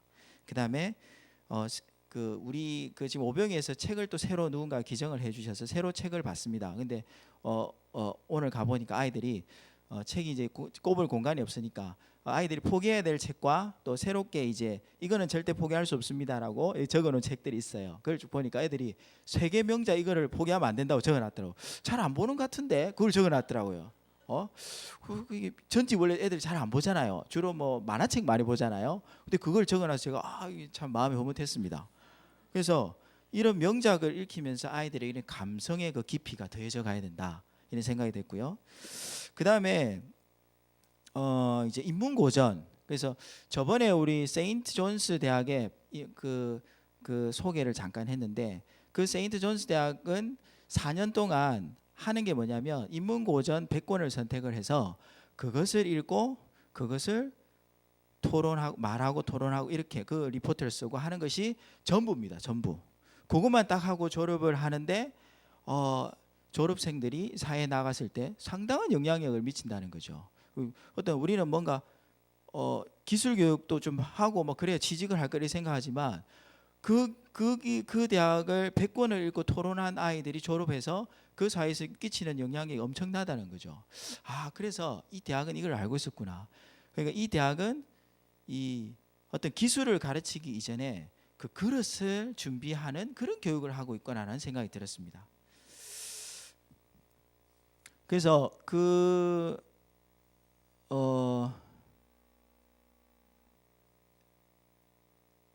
네, 다음 장이 이게 저장이 잘 안 됐었네요. 조한별이라는 그 세인트 존스 대학의 졸업생, 우리 영상이 잠깐 나왔던 여학생입니다. 그 여학생이 세인트 존스 대학 100권 공부법이라는 책을 이렇게 썼어요.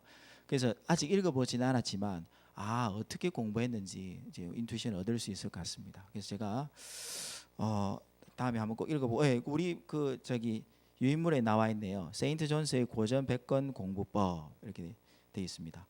그래서 우리가 하나님의 말씀 교육을 가장 기초로 해서 이렇게 해야 되지만 이런 그 생각 사고 또 철학적 사고 이런 것을 훈련하게 되면 그 정도에 따라서 성경을 깨닫는 정도도 달라진다 이런 생각을 합니다. 그래서 하나님의 말씀을 더 잘 이해하기 위해서 이런 책들도 읽어줘야 된다 이런 생각을 하게 됐고요.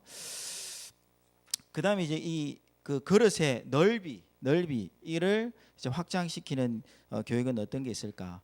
저는 처음에 이제 생각한 게 언어 교육입니다. 당연히 이제 언어가 돼야 소통이 되잖아요, 그죠? 그래서 다양한 사람들도 만날 수가 있고 우리가 그 영어 하나만 준비해놔도 우리 세계로 선교 수많은 이제 그 선교지에 있는 그 열매들이 와서 우리가 교제를 할 때 그분들과 교제를 할 때 얼마든지 소통할 수 있잖아요, 그죠? 그래서 이거 참 그럴 때 영어 공부를 해놓은 것에 대해서 참 이렇게 잘해놨다 이런 생각을 많이 하잖아요. 그 세계 어디를 가더라도 소통이 돼야 되니까 그 언어 교육을 해야 된다. 그 다음에 또 정보 처리 교육도 해야 된다 이런 생각합니다. 그래서 컴퓨터를 좀 잘 다루게 되면 이 수많은 정보들을 자기 것으로 잘 이게 만들고 저장해놨다가 필요할 때 언제든지 찾아서 이렇게 사용할 수 있잖아요. 그래서 우리 그 세계로의 스티브 진스가 있잖아요. 여러분 아세요? 제 친구입니다. 아주 자랑스러운데 항상 제가 이렇게 밥을 이렇게 사주면 알아요. 이렇게 니 또 뭐 필요한 거 있지? 이렇게 그래서 이번에는 네가 밥을 사라. 순수하게 만나자. 뭐 이렇게 이야기를 방금 했는데 하여튼 배우면 참 도움이 많이 됩니다. 그래서 야 이게 신세계다. 이렇게 배울 때마다 정말 야 이 정보를 이렇게 잘 저장하고 검색하고 가공해서 쓸 수 있는 거는 정말 이게 도움이 많이 된다. 그래서 정보화 교육을 여러분들이 좀 힘써야 되겠다 이런 생각이 들어요. 우리 자녀들도 컴퓨터 게임을 해서는 도움이 안 되겠지만 컴퓨터를 다루는 방법들은 꼭 이렇게 어려서부터 이렇게 필요한 것은 교육을 할 수 있으면 참 좋겠다 생각이 듭니다. 그 다음에 이제 넓이를 확장하는 데 있어서 대인관계, 이건 이제 이 대인관계에서 이제 오늘 주제가 뭐냐 권위를 인정하는 거잖아요, 그죠? 아이들이 자라는 과정 속에서 대부분 이제 귀한 것들은 다 권위자를 통해서 이렇게 받게 됩니다. 그리고 권위자를 통해서 케어도 받게 되고, 그죠? 그래서 이 권위를 인정하고 그래서 그것이 이제 집에서 적용되면 효가 되고 또 순종 복종 또 그것을 위한 어떤 태도가 예절이 될 수 있겠잖아요, 그죠? 그러면 한국에서 살 때 우리 아이들이 한국형 그 유교주의의 예를 우리가 잘 배우는 것이 필요한 것 같아요. 그래서 이런 교육들이 돼야 이 아이들이 정말 용량 있는 그릇으로 준비되겠구나라는 묵상을 했습니다. 그래서 오랫동안 이제 하나님 말씀을 교육하는 것이 가장 기초지만 이것을 더 잘하기 위한 다른 부수적인 것들도 해줘야 되는데 그에 대해서 이제 묵상을 하면서 요 이제 그림 한 장을 제가 이렇게 만들어봤는데 참조하시면 되겠습니다. 그래서 오늘 여기서 대인관계에서 이제 권위를 인정해야 된다. 이에 대해서 이제 아까 교장 선생님께서 잘 강의를 해주셨습니다. 오늘의 책 추천은요, 요겁니다. 이 두 권 중 저자는 동일한데 존 맥스웰의 리더십을 당신 안에 잠재된 리더십을 키우라는 책입니다. 이건 제가 우리 요즘 디모데 학교를 하고 있잖아요. 저도 옛날에 디모데 학교를 했었는데 좀 오래됐습니다. 그때에 우리 유 목사님께서 추천해 주신 책인데 읽고 너무 책이 정말 좋다. 또 이 번역을 그때 강중민 목사님이 하셨어요. 여기 당신 안에 잠재는 리더십을 키워라. 정말 좋은 책입니다. 꼭 한번 읽어보시면 좋겠고요.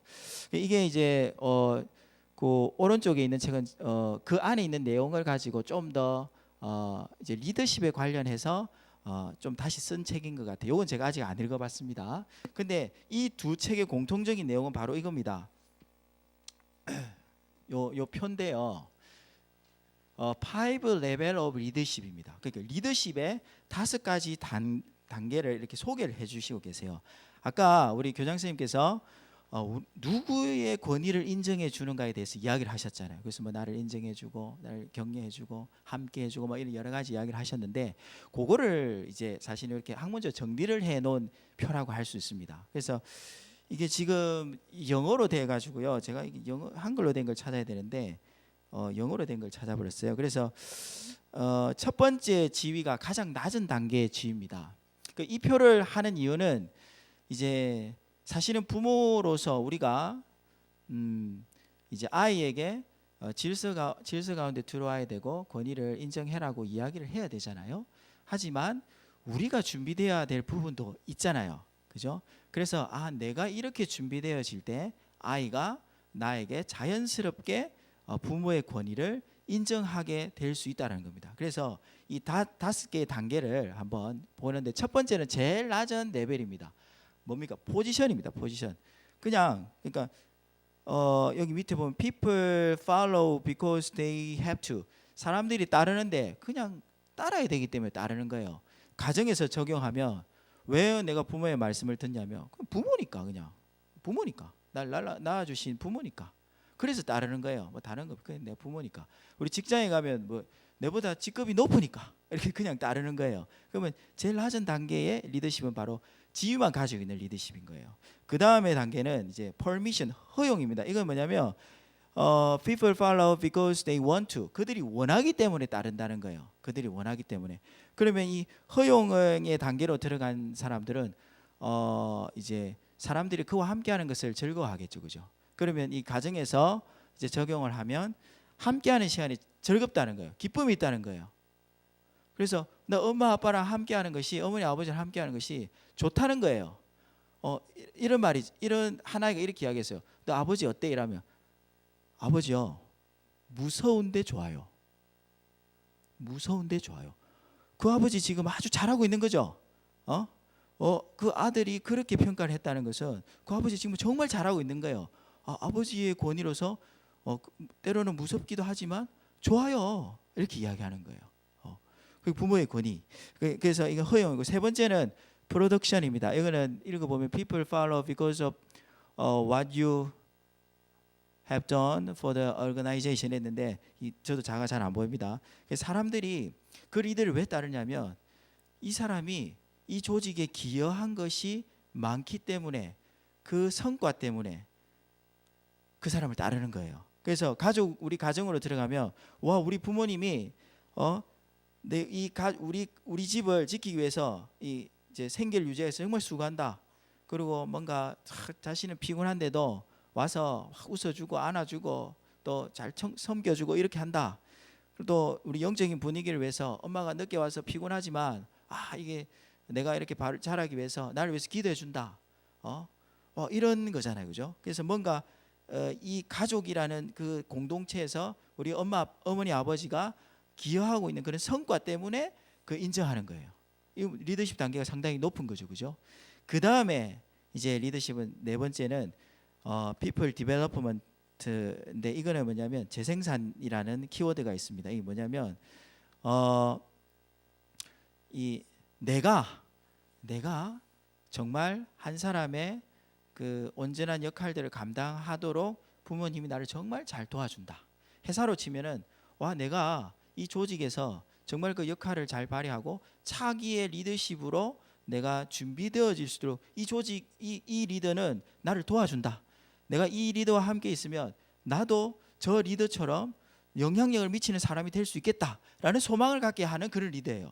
그러면 사람들은 이 4단계의 이제 그 권위를 인정한다는 거예요. 상당히 높은 수준입니다. 그 다음에 마지막 이제 그 5번째 단계는 뭐냐면 피나클입니다. 피나클은 뜻이 뭐냐면 높은 산봉우리 정점입니다. 높은 산봉우리 정점. 이까지 리더십으로 가는 분들은 거의 많지는 않다고 그래요. 근데 여기 정점에 이르는 분들은 뭐냐면 한마디로 말하면 존경입니다.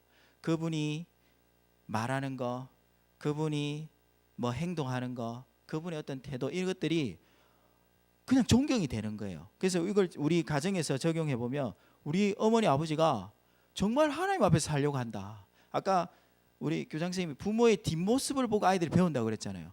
와, 우리 어머니 아버지가, 나는 솔직히 하나님 아버지 잘 모르겠는데 우리 어머니 아버지가 믿는 그 하나님이라면 내가 믿을 수 있겠다. 그래서 내가 신앙생활을 하겠다. 이런 거죠. 코람되어 하는 삶. 부모님이 하나님 앞에서 코람되어 하는 삶. 그렇게 살면 이 5개의 최고의 어떤 권위를 자녀들이 이 부모에게 최고의 권위를 둔다는 거예요. 그래서 우리가 어느 정도 레벨에 있는지 이거를 또 잘못 적용하면 나하고 함께하는 사람들, 이 리더는 어느 정도 수준인가, 이러하면 또 문제가 심각해지겠죠, 그죠? 이걸 나한테 적용을 해서 그렇다면 나는 지금 어느 정도 단계에 있고 또 나는 어떻게 또 노력을 해야 될까? 그럼 가정에서 이거를 적용하는 것을 여러분들이 좀 깨어서 이렇게 요 표 하나만 이제 걸어놔도 많이 도움이 될 거라 생각을 합니다. 자, 그래서 이제 여기까지 하고요. 제가 준비한 건 요 정도고, 그 다음에 오늘은 그 앞에 우리 강의해 주신 내용 있잖아요. 그거 가지고 이제 하브루타를 한번 해볼 거예요. 그래서 하브루타 내비게이션 예전에 했던 건데 한번 복습을 하겠습니다. 처음에는 내용을 파악을 해야 됩니다. 그래서 오늘 이 강의 내용들을 한번 다시 쭉 훑어보셔야 돼요. 우리 오병이에서는 이분 복습이라는 걸 학습법을 가르칩니다. 뭐냐면 수업 끝나면 쉬는 시간에 바로 화장실 가지 말고 딱 앉아가지고 2분 만에 1시간 된 거 훑어봐라. 충분히 훑어볼 수 있습니다. 쫙 훑어보는 거. 근데 이게 지금까지 나와 있는 학습 방법 중에 가장 시간 대비 효율이 좋습니다. 그래서 그걸 해보라는 거죠. 그러니까 이제 우리가 오늘 강의를 딱 들으셨잖아요. 근데 10분이 지났잖아요. 70%를 까먹는 거예요, 자연스럽게. 근데 한번 쫙 훑어보는 거예요. 훑어보면서 단어의 뜻이 뭔가, 요점이 뭘까, 또 시대 문화 관습백, 이거는 이제 성경 하브루타에서 나왔기 때문에 이제 여기 있어요. 그래서 오늘 했던 걸 한번 훑어보는 겁니다. 그 다음에 이제 사고 확장 능력이 필요합니다. 여기는 이렇게 기록을 해놨는데 이 분명히 이제 거기에서 행간의 의미들이 있을 겁니다. 그러면 그걸 가지고 이제 질문을 해보는 겁니다. 본문 너머에는 무슨 뜻이 있을까? 그리고 내 삶과 어떻게 연결을 할 수 있을까? 옛날 우리가 잘 아는 적용형 질문이죠, 그죠? 그 다음에 이제 그다음 표현 전달 경청, 이거는 서로 할 때 태도입니다. 경청할 때는 이 사람 말할 때 요지가 뭐지? 그 요지에 대한 논거는 뭐지? 라고 생각하면서 들으면 좋다는 거고, 또 경청할 때는 짝의 반응에 대해서 이제 이렇게 그 경청하는 태도로 이렇게 잘 들어주시라는 겁니다. 자, 그 다음에 질문은 그때 어떻게 하기로 했냐면 무조건 많이 해보시라고 그랬어요. 좋은 질문, 허접한 질문은 없다라고 기억이 나시는가 모르겠네요. 무조건 많이 해봐라 이렇게 있고, 그렇지만 또 질문 만들 때에 육하 원칙이 있습니다. 그 육하 원칙에 그를 이 텍스트의 중간에다가 넣어보는 거예요. 예를 들어서 아까 권위가 서야 아까 어떤 내용이 있었냐면 교육의 토대이기 때문에 이랬잖아요. 권위가 왜 중요하냐? 그러면 여기에 그냥 why를 넣어보는 겁니다. 왜 권위가 교육의 토대가 되는가? 이렇게 넣어보면 되는 거예요. 자, 뭐 그런 식으로 해서 육하 원칙에 따라서 해보면 좋고요. 자, 그 다음에 수준 높은 질문은 뭐 그 뒤에 있고, 그 다음에 허접한 질문은 없다. 혼자서 만들어 볼 수도 있고, 같이 만들어도 질문을 더 만들 수가 있습니다. 자, 그 다음에 요거 육하 원칙 요거 됐고, 아까 제가 빈칸에 왜 무엇을 어떻게 삽입해 보라고 말씀을 드렸죠. 그래서 성경을 읽다가도 이게 아이가 성경을 혼자 읽을 수 있거나 또 잘 들을 수 있으면 중간에 엄마가 성경을 읽어주면서 그냥 읽어주고 다 읽었다고 차면 그 내용들이 사실은 나는 읽어준 걸로 만족하지만 아이에게는 별로 안 남아 있어요. 아까 듣기가 몇 프로 남다고 그랬습니까? 5%죠. 읽기는 15% 제가 기억나는데 그렇게 많이 남지 않습니다. 근데 거기에 질문 하나만 탁 던져도 아이 전두엽이 갑자기 활성화되면서 그 텍스트에 대한 내용들을 다시 한번 떠올리게 되면서 그걸 가지고 막 생각을 하게 되는 거죠. 그러면 이 효율이 상당히 올라가는 거예요. 자, 그 다음에 그래서 이제 수준 높은 질문 내비게이션. 그래서 단어의 뜻은 뭔가 이제 이게 여기 성경 하브루타죠. 저랬을 때 요 인물의 그때 마음은 어땠을까? 감정은 어땠을까? 또 어떤 말이나 행동에 그 감춰진 의도는 무엇이었을까? 저번에 제가 여기 한 분하고 하브루타 했던 내용 혹시 기억나세요? 저는 아직도 기억이 나는데 혹시 기억나세요? 아버지가 둘째 아들에게 재산을 나눠준 이유에 대해서 저랑 하브루타 하셨는데 그때 했던 내용 기억이 나세요? 대충 그래서 그래도 기억이 나시잖아요. 거의 한 달 됐거든요, 한 달. 네, 근데 좀 기억이 나시잖아요. 자, 그 다음에 그러면 생활 연계 적용 질문, 그다음 복합 질문은 이제 앞에 있는 걸 쭉 다 복합해서 해볼 수 있는 겁니다. 그래서 제가 질문의 샘플을 한번 만들어봤어요. 이제 해보시는데.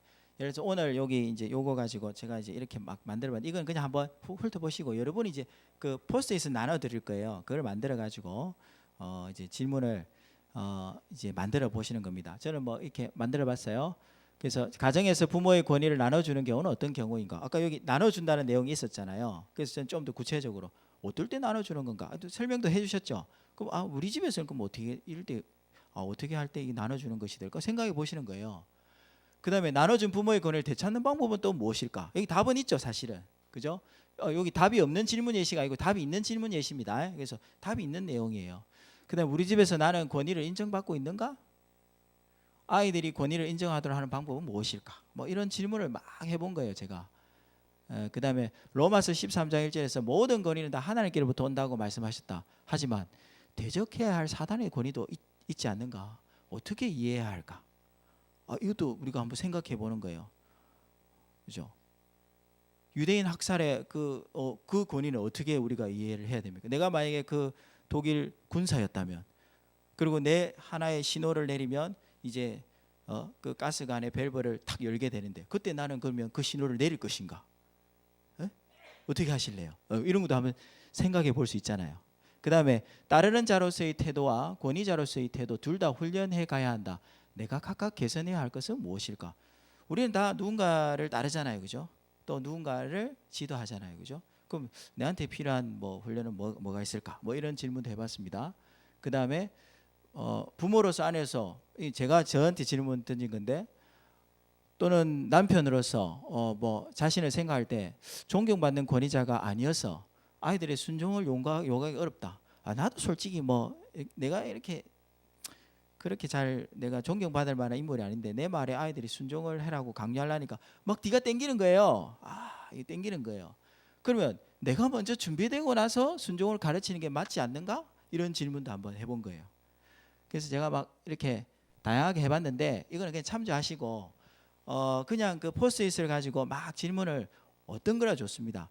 대부분 이제 쉽게 대답할 수 있는 질문은 이게 좋고요. 답이 있는 질문. 그래서 요거 한번 리뷰를 하시면서, 오늘 1강의 교환 있잖아요. 요 리뷰를 하시면서 이제 답이 있는 질문, 그다음에 답이 없는 질문, 그거를 두 종류로 해서 한번 이제 포스트잇에 작성을 해보시고요.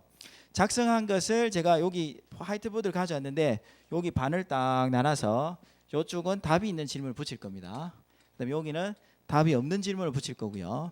그다음에 이제 요게 있습니다. 요게 요게 있는데, 그 답이 이제 있는 질문은 그냥 답을 하면 끝나니까 요거는 내용 파악을 위해서 하는 질문이고요. 그다음에 답이 없는 질문은 나오셔가지고 그 질문 밑에다가 요거를 표시를 하는 겁니다. 체크 표시. 이 질문을 내가 좀 다뤄보고 싶다. 이거 한번 토론해보면 좋겠다. 그런 거 있잖아요. 그러면 일단 먼저 딱 여기 붙여주시면은 이제 이게 한번 비슷한 것도 있을 수 있으니까 한번 정리를 하고 그다음에 체크를 이렇게 해보도록 그래 하고, 그러면 체크한 내용 가지고 이제 둘씩 짝지어서 이렇게 한번 하브루타를 한번 해보는 겁니다. 요런 방식을 또 가정에서 아이들하고, 이제 아이들 연령이 다 다르니까 조금 더 지혜롭게 어떻게 하면은 이렇게 적용할 수 있을까? 그건 좀 창의적으로 해야 되시겠죠, 그죠? 근데 요 본을 가져가서 아이들하고 해보면 상당히 이제 효과적일 거라 생각이 듭니다. 자, 그러면은 한번 지금 질문을 만들고 여기다 한번 붙여보겠습니다.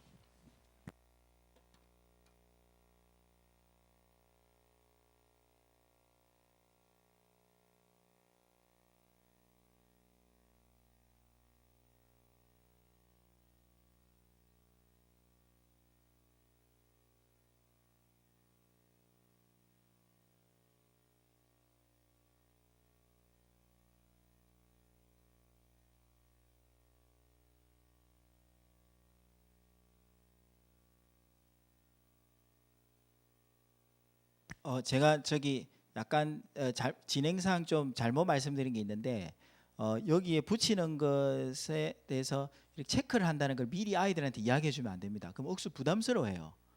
지금 좀 부담스럽죠? 체크해서 이렇게 막 한다니까 내 질문이 선택이 뭐 안 될 수도 있고, 이 수준 없는 질문이 아닌가 뭐 이런 생각을 할 수 있잖아요. 그래서 제가 방금 그 말 안 했어야 돼요. 그래서 그냥 어떤 질문도 좋으니까 이름 적는 거 아닙니다. 그냥 갖다 막 붙이는 겁니다. 막 갖다 붙여놓고 그 중에서 이제 다른 분들의 질문을 체크를 하는 거예요. 자기 질문 말고 다른 분들의 질문을 이렇게 체크를 할 건데, 멘트는 아이들에게나 또는 하지 마시고 일단 막 자유롭게 붙여놓고 하고, 그 다음에 그 중에서 이제 질문을 한번 선택을 해보면 됩니다.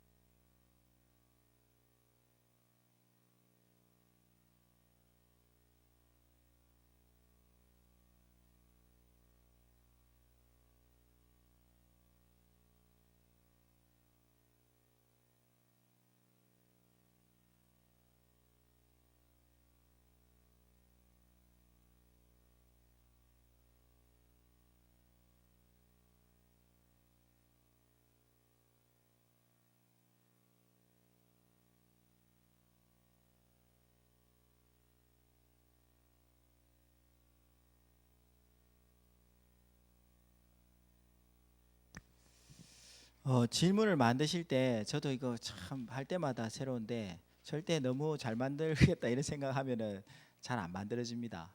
그래서 그냥 드는 생각들을 그냥 막 적으셔야 돼요. 그리고 포스트 여러 개를 그냥 막 적다 이렇게 적다 보면 그게 이제 계속 반복이 돼야 이제 질문하는 이런 내공들이 조금씩 쌓이게 됩니다. 아이들도 처음에 질문해라고 하면 정말 이제 이 그 질문 그 자체가 참 잘 안 되는 경우가 많아요. 그리고 뭐 주로 이제 우리 중학생들하고 해보니까 그냥 빈칸 이게 여기 있는 텍스트에서 빈칸만 뚫어 가지고 내는 질문 있잖아요. 주로 그것부터 이렇게 내더라고요. 근데 저는 상당히 그걸 칭찬해 줬어요. 허접한 질문은 없으니까. 근데 그러다가 그 질문이 어느 순간에 하다가 그 질문에 대해서 어, 서로 대화를 주고받다가 정말 이렇게 좋은 질문이 나오기도 하고 좀 꼭 생각해 봐야 될 그런 내용들이 나오기도 하고 그랬습니다. 그래서 어떤 질문이도 좋으니까 부담 없이 많이 만들어서 여기 막 갖다 붙이시는 겁니다.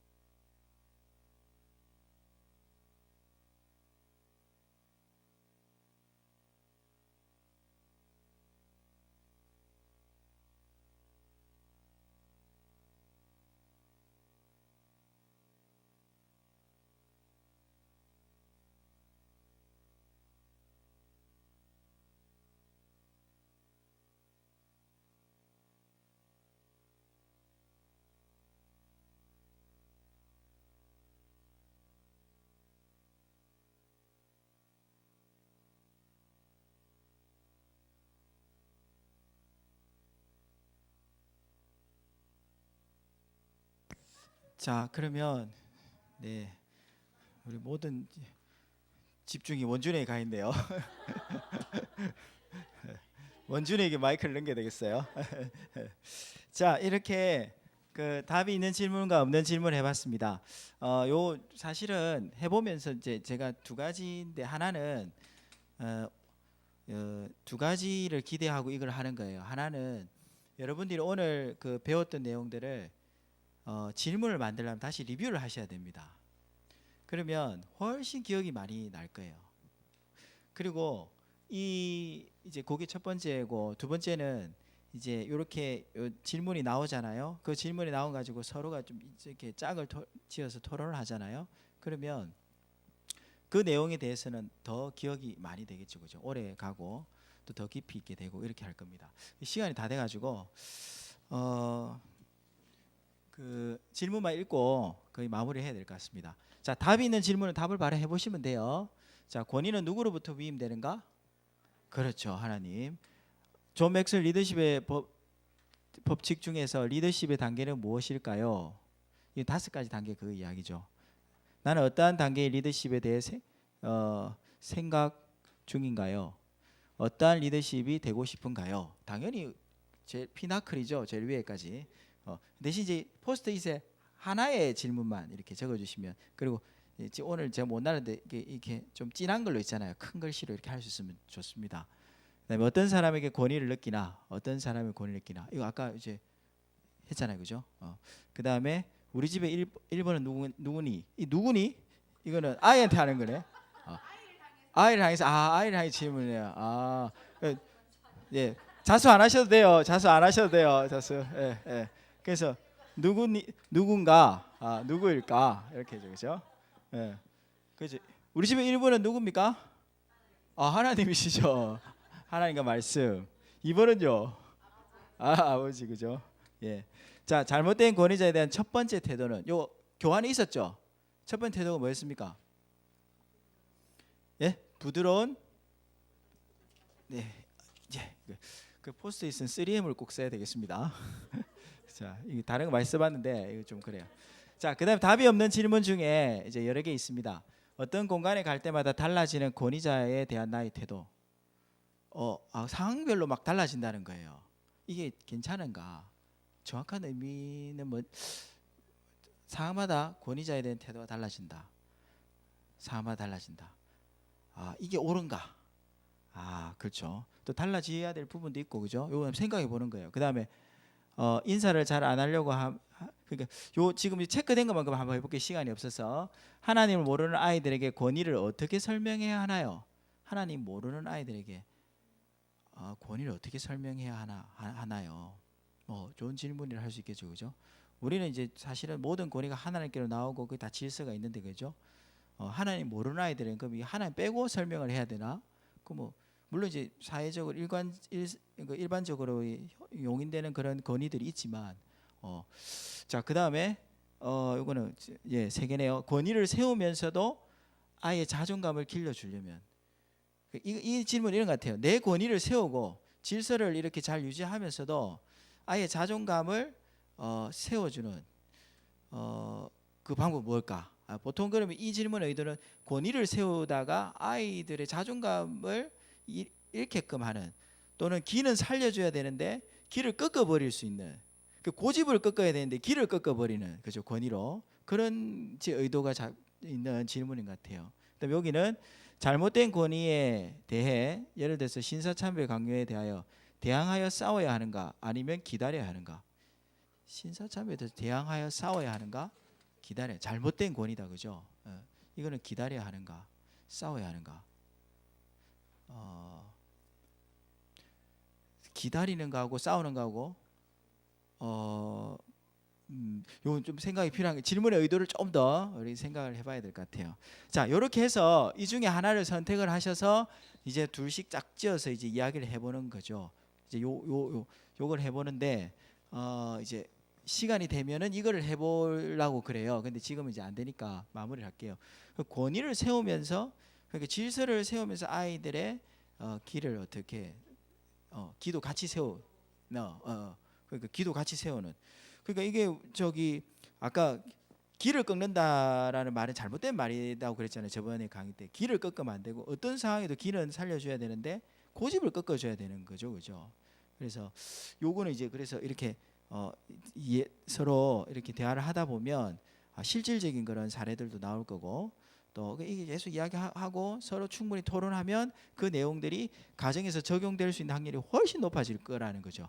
우리 이제 오병이어 스쿨에서도 아이들이 한마디 탁 하면 탁 움직일 수 있는 이런 아이들이 됐으면 참 좋겠다 이 생각하잖아요. 그래야 결국 아이들이 유익이 있잖아요. 근데 그러는 과정 속에서 아이 막 뭐라든지 막 협박을 한다든지 막 뭐 벌을 주고 막 이렇게 하다 보면 아이 기가 꺾이고 시무룩해서 집에 간다면 이거는 이제 과정상 문제가 좀 있는 거다, 그죠? 기는 다치지 않기는 세워주면서 그 고집만 탁 꺾어줘야 되는데 그런 방법적인 것에 대해서 이제 질문을 하신 겁니다. 자, 그래서 시간이 더 있었으면 이렇게 막 더 이제 이야기하다 보면 훨씬 더 이제 깊이 있는 내용으로 들어갈 수 있을 거 생각하고요. 예, 그러면 파워포인트 맨 마지막 거 보면 이제 시우르 이래서 마지막 정리하는 걸 시우르라고 그럽니다. 유익만 몇 가지 읽어드리고 마치겠습니다. 그래서 하브루타의 유익은 뭘까? 그래서 첫 번째는 제일 밑에 단계는 배운 내용을 기억할 수 있습니다. 이 질문을 던지다가 보면 오늘 이 앞에 그 이론 강의를 철학 강의를 해주신 그 교환에 대해서 여러분이 두세 번 계속 보게 되는 거예요. 그게 상당히 효과적이라는 거. 두 번째는 명확한 답을 찾는 경우도 유익이 있습니다. 내가 이 고민을 했는데 답을 찾았다. 그럼 이게 해결됐다. 이것도 유익이 있고요. 그 다음 더 높은 단계는 상대방에게 배우는 거예요. 그래서 내 생각의 한계를 뛰어넘고 더 넓은 사고를 할 수 있는 거죠. 저 사람 저렇게 생각하는구나. 저는 이제 이 하브루타를 하면서 가장 좋았던 게 뭐냐면 이 사람한테 배울 게 너무 많다는 거예요. 보통은 막 가르치려 하면 내게 맞다고 막 이렇게 주장을 하게 되잖아요. 근데 질문하면서 들어보니까 그렇게도 생각할 수 있는 거네 라는 이런 새로운 직관을 얻을 수 있다는 게 참 좋았고, 그 다음에 맨 마지막에 가장 높은 단계는 또 다른 질문을 품은 경우가 가장 높은 단계 같아요. 그래서 만약에 이런 답이 없는 경우에 답을 못 찾아도 내가 그렇다면 저거는 저 질문에 대해서 내가 어떤 대답을 하다가 보면 서로 한 질문에 대해서 막 대답을 주고받잖아요. 그러다가 마지막에 갈 때 또 다른 질문이 생기고 그 질문을 품고 가는 거예요. 그게 하브루타에서 가장 아름다운 마무리라고 그럽니다. 그러면서 그 질문을 품는다는 것은 계속 그거 가지고 생각한다는 거예요. 그러면서 사고가 훈련되어지고 깊이 있는 철학적 사고가 이제 가능하다는 겁니다. 그래서 이제 오늘은 이제 그렇게 한번 해봤습니다. 질문 아까 다 받으셨고요. 뭐 이제 시간이 다 돼서 마무리 기도 우리 교장 선생님 제가 할까요? 마치고 기도하고 마치겠습니다. 하나님 아버지, 오늘 권위와 질서에 대해서 배울 수 있는 귀한 기회를 주셔서 감사합니다. 성경 말씀에 또 모든 권위는 하나님께로부터 나오고 또 하나님은 이 질서의 하나님으로 또 우리 가운데 함께 하시는 것을 또 알게 되었습니다. 우리 가정에서도 하나님 주신 권위로 말미암아 온전한 질서가 있고 또 그 권위가 잘 사용되어지고, 그래서 우리 부모가 또 참 하나님 주신 그 권위를 우리 자녀들에게 정말 하나님 원하시는 모습으로 잘 행할 수 있는 그런 저희 부모가 될 수 있도록 도와주시고, 또 우리 자녀들도 이 권위에 대한 또 올바른 순종을 또 어려서부터 잘 배워 나갈 수 있도록 도와주시옵소서. 그래서 질서 있는 가정이 되게 하시고 참 하나님께서 참 원하시는 그 뜻을 능히 이룰 수 있는 그런 참 준비된 그릇으로 또 우리 가정이 또 잘 세워질 수 있도록 도와주시기를 원합니다.